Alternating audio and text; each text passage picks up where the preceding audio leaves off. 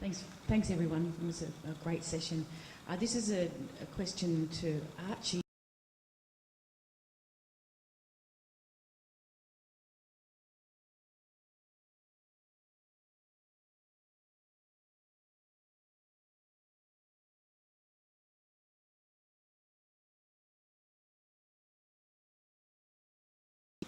Anything particular that made you decide to, say, for instance, do this for Gamilaroi or, the patterning? How did you come to that?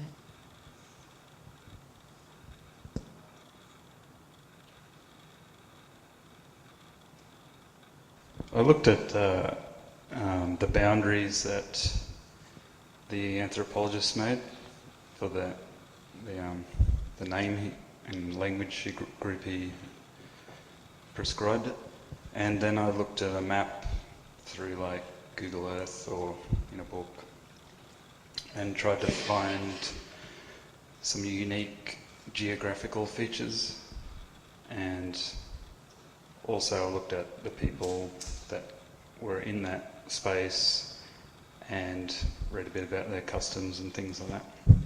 And for this one, it's got the diamond pattern from the dendroglyphs that are carved in the trees, and the stars are a creation story of the Seven Sisters, which coincidentally is very similar to a Greek story, which they're named after, I think. But apparently there's cultures all around the world that have a story for these same 7 stars. Do you think it would be a new national flag for the Australian Republic? Because I think the white people still see the Southern Cross in there, even though it isn't the Southern Cross.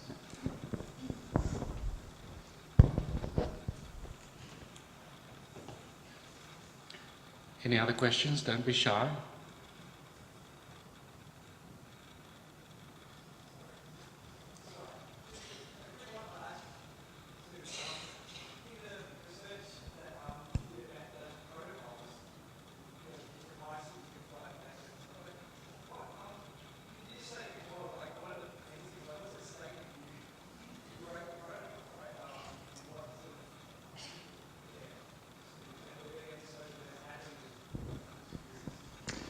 I couldn't find anything on what the penalty was. That wasn't in the guidebook I looked at. And I also asked it about the people at this university, because it was intended to be 4 flags on the Forgan Smith Tower. I was denied that because it would upset the protocols of flying the Australian national flag. And I don't think there are any penalties. Yeah.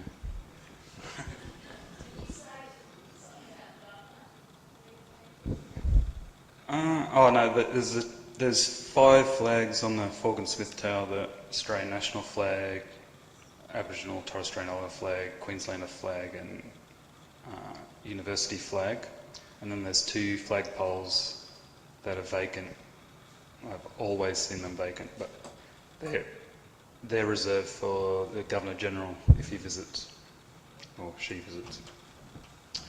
And I originally had permission to use those flags, poles, and 2 more on the balcony below it. But, yeah.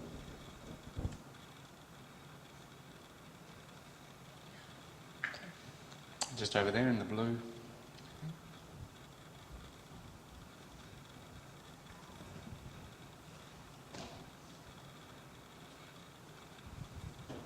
I have a frivolous question for Nicole, and I hope I don't upset her too much, and I hope she doesn't swear at me. But what do you think of Arthur Upfield?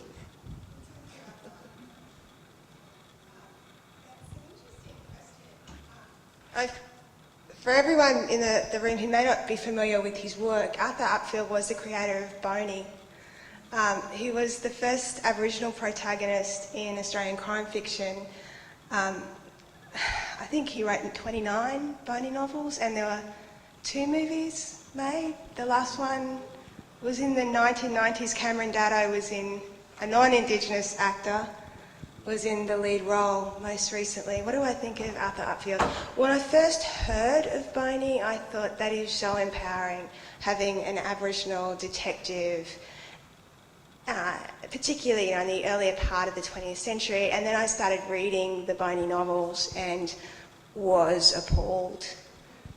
Boney is a character who does not really identify with Aboriginal people. He was the son of an Aboriginal woman and a white father, and Upfield's work was clearly influenced by eugenics. You know, you read about Boney's inner struggle between his wild nature and his more civilised habits, and the common theme was for a murder to take place on a remote property, and Boney would go incognito as an itinerant labourer. And when he arrives at the station, all the white people treat him incredibly well. They're surprised by his intellect, his education, because he has a degree from the University of Queensland. And, you know, this was the 1930s, for crying out loud. The man is able to walk around with no restrictions. He gets a paycheck. There's no protector lingering in the background. And the white characters constantly ask him for advice. You know, they're constantly coming to him for his counsel. And the way that Upfield described Aboriginal women, though, was absolutely horrendous.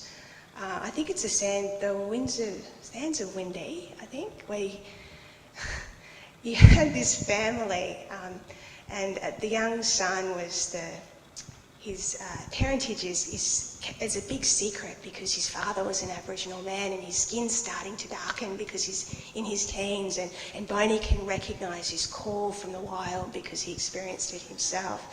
And the Aboriginal women are just treated appallingly. So I'm not a fan of Upfield, but I think that his work requires critical analysis by Aboriginal scholars because it's still very popular in the States, particularly. He's still very popular, and I'm raving now, but this American called Ray Brown devoted a whole book to his works, and I think it was only in the last few years, and I think he called it, was it Arthur Upfield, The Spirit of Australia or something? And he praises Upfield and refuses to see the racism. So, you know, and the fact that it was only in the 1990s, I think, that the last movie was made, they didn't have a black actor in the role. I think it speaks volumes. And once again, I just think that it would be wonderful if more Indigenous scholars, and our colleagues in the Academy as well, gave far greater scrutiny to Mr. Upfield. I think we've got time for one more question. Very short question. Is there one? Yeah, thank you.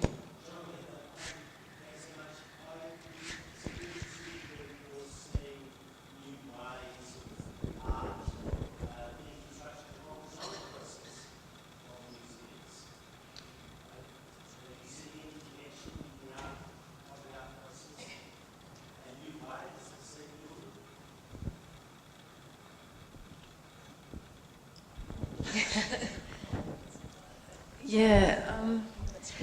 Do you mean in the architecture of museums or all civic buildings?